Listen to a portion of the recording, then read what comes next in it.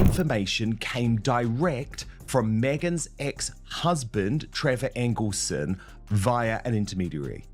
And obviously Trevor Engelson is a very successful TV producer. He now has his own family. He's very happy. I've met a couple times her ex-husband.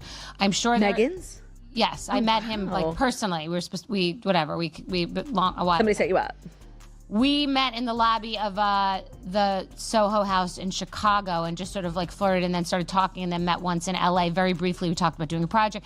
He said his ex was a woman from a show called Suits. I didn't know what the show was. I didn't know the woman. Months later, I see pictures in Us Weekly of Harry's dating someone, and I text him to be like, is this your ex? And he's like, yup. And I'm like, I go, you think she's gonna close? And he's like, oh, she'll close. And I don't want to get into more about that, but he was like, she'll close. So he's moved on. He has put Meghan behind him. He probably is not interested in people bringing up his past relationship. He has 3 children now with his... So Meghan and Harry don't want the association with the flashy cashy, with the overtly American, and also they're supposed to appear understated, Montecito, muted tones, and this is a different look. Anyone's allowed to take any picture down that they want, and I mean, I can't imagine going to that event and not thinking that somehow your picture would end up somewhere, but they couldn't resist the temptation of going, but also wanted to resist the temptation of showing, and they didn't do anything wrong.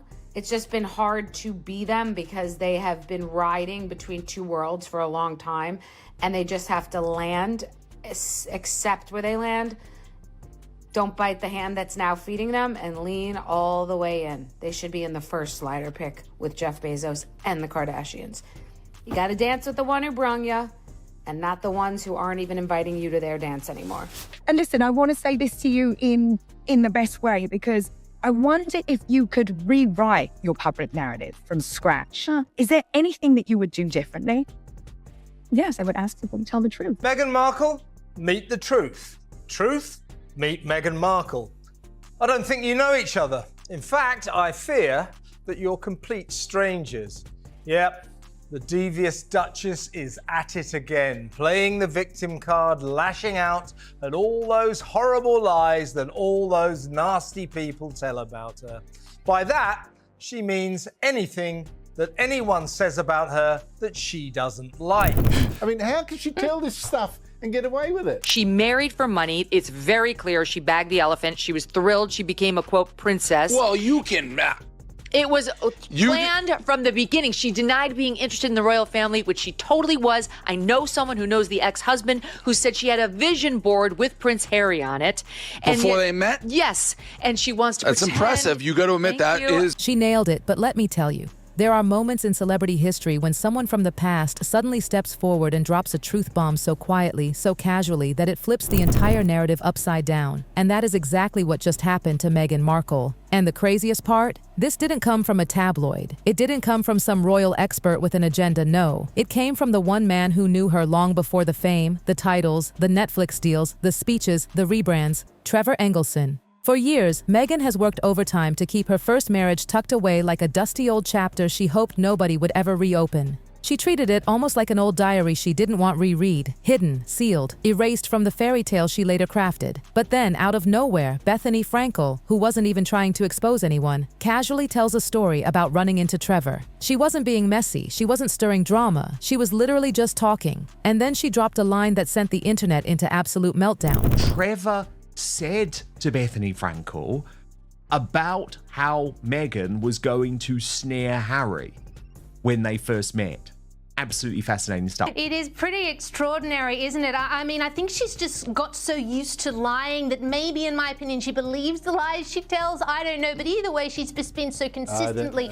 Bethany asked Trevor if he thought Meghan would close with Harry, and Trevor, without hesitation, without blinking, and said, "Oh, she'll close." That's it, one simple sentence, but oh my God, that sentence carried years of meaning behind it. It echoed like a thunderclap. Because people who have watched Meghan rise from Hollywood to the royal family to Montecito instantly knew what Trevor meant. He wasn't talking about love or romance or soulmates. No, he was describing the way Meghan operates, the way she moves, the way she plans, the way she walks toward opportunity with laser focus. She decided to target Harry at some point. And yes, it was targeting. It was closing a deal. And the moment Trevor said that, the public connected the dots instantly. It sounded like a man who had seen her do this before. The reason why is because she had a personal relationship, maybe even slightly romantic relationship with Meghan Markle's. Suddenly, all the patterns people whispered about for years didn't seem like gossip anymore. They looked like a blueprint Trevor had lived with up close during their marriage. But the timing? Oh, the timing could not have been messier because this wasn't some random throwaway story. This hit the internet right after Meghan practically imploded at Kris Jenner's birthday party, the night she assumed would relaunch her Hollywood relevance. Instead, those leaked photos made her look tense, overshadowed, and painfully out of place, and before the internet could even finish dragging her, the photos vanished.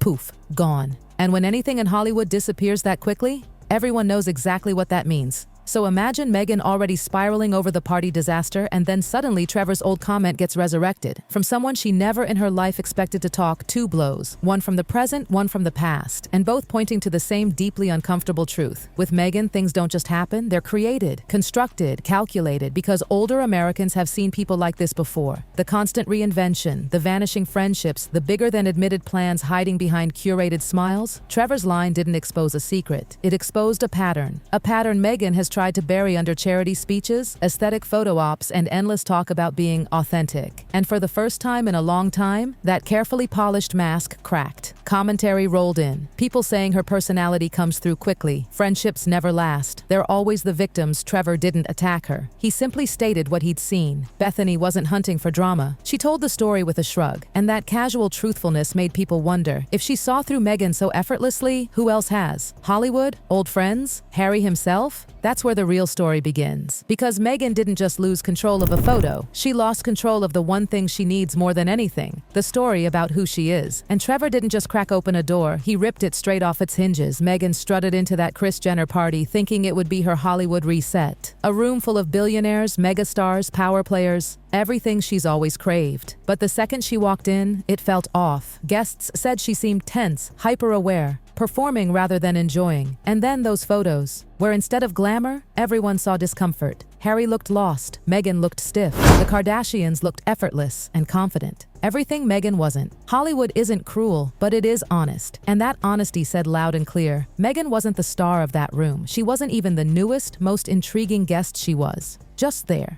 And in Hollywood, just there is deadly.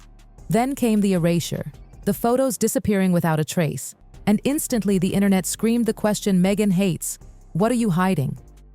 Because she always hides something. Old wedding photos? Gone. Old college friends? Gone. Old interviews that contradict the new persona? Gone. Anything that doesn't fit the Meghan 2.0 storyline? Erased. And that's why Trevor's comment stung even more. Because it made the party meltdown look less like insecurity and more like a carefully crafted strategy. Failing mid-performance Hollywood has seen this behavior before, and usually not from the most stable players. When those two events collided, the photo deletion and Trevor's "she'll close" bomb, the public didn't see Meghan as unlucky. They saw someone who simply cannot tolerate losing control. Suddenly people remembered Meghan used to be connected to the Obamas, the Clooneys, the Beckhams. Then those relationships just evaporated. Quietly. That doesn't happen randomly. It happens when people back away. And now even the Kardashians seem to be distancing themselves. Hollywood can spot a pattern a mile away. And Meghan leaves patterns everywhere she goes. But the meltdown didn't just shake her Hollywood standing. It triggered something far more serious. Reactions inside the royal family. While Hollywood was laughing, the palace was silent. And palace silence is the loudest sound in the world. It means they're watching, calculating, revisiting a question they hoped they'd never have to face. How much longer can the monarchy afford Meghan and Harry's chaos? William is no longer just Harry's brother. He's the future king, a man who watched the Diana years destroy stability. He saw Prince Andrew's scandal blast through the monarchy. He knows one loose cannon can stain the institution for decades. And Meghan's latest disaster wasn't treated as gossip. It was treated as confirmation. Confirmation that the chaos isn't going away. Confirmation that Meghan's influence over Harry still has teeth. Confirmation that the titles they cling to are creating more damage than dignity. Behind closed doors, discussions turned serious. Should Harry and Meghan lose their titles? Because Because the palace knows this truth very well. A royal title gives power, and giving power to someone unpredictable is dangerous, especially when the next generation, George, Charlotte, Louis, is stepping into public life. Harry's behavior hasn't helped. He looks lost, older,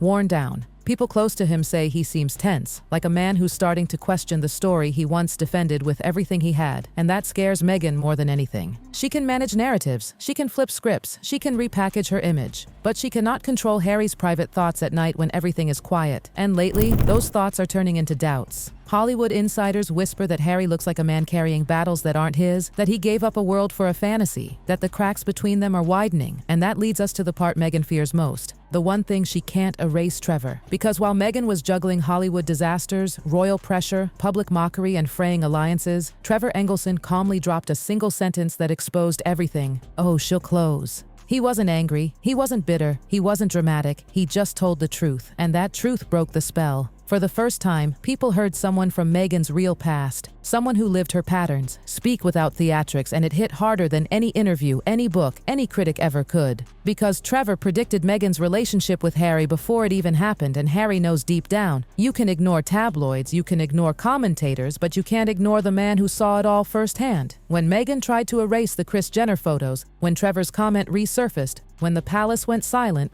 when Hollywood backed away, the story shifted. And for the first time since this entire saga began, people aren't predicting Meghan's next move. They're predicting her ending. Because Trevor predicted the beginning, but the world is predicting the fall. And this is the part that Meghan never prepared for. The moment when people finally start connecting dots faster than she can erase them. Because once Trevor's calm, emotionless truth started circulating, something shifted, not just online, not just in Hollywood, not just across the pond, but inside Meghan's own home. Harry started acting different, quieter, more distant in a way that even the public noticed. His smiles weren't reaching his eyes. His posture looked heavier, almost weighed down by thoughts he couldn't shut off. And for the first time in years, people could see it. Harry looked unsure of the story he'd been repeating for so long. Meghan felt that shift instantly. She has always been hyper-aware of the energy around her, especially Harry's. She could sense it the same way someone senses a crack forming in glass, subtle, almost invisible, but deadly if it spreads.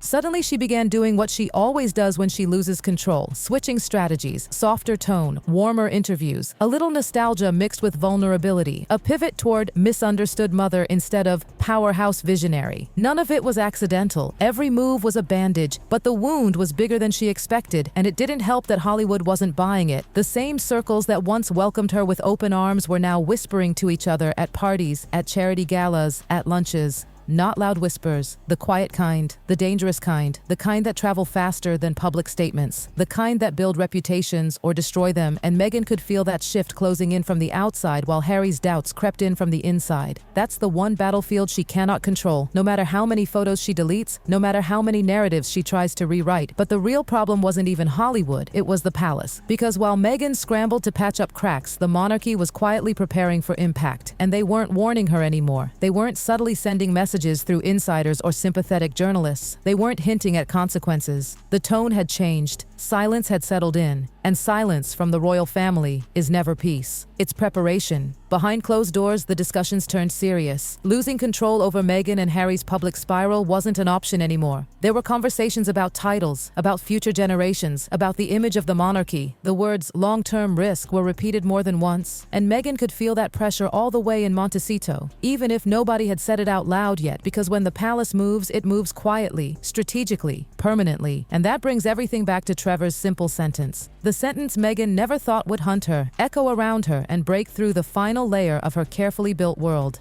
She'll close. Once a prediction, now a warning. Because closing works only when the door still opens, and for the first time, Meghan is discovering what happens when the world starts closing back.